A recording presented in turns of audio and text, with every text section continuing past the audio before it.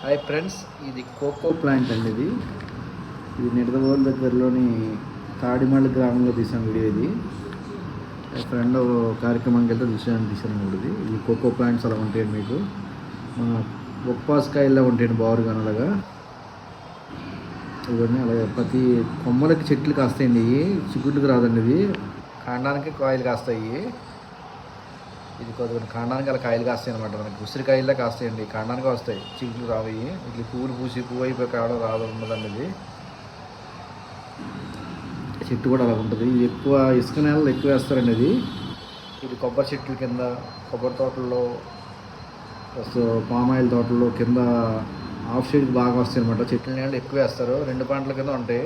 అటు కొబ్బరి చెట్లు వస్తాయి, ఇటు కోకో ప్లాంట్స్ వస్తాయి. ఇది సమ్మర్లో ఎక్కువగా వస్తుంది కాయలు అనమాట. దీన్ని ఇదిగో కోకో ప్లాంట్స్ అలా ఉంటాయండి. ఇది చాక్లెట్లోకి ఎక్కువ చాక్లెట్స్కి వెళ్తుంది ఇది.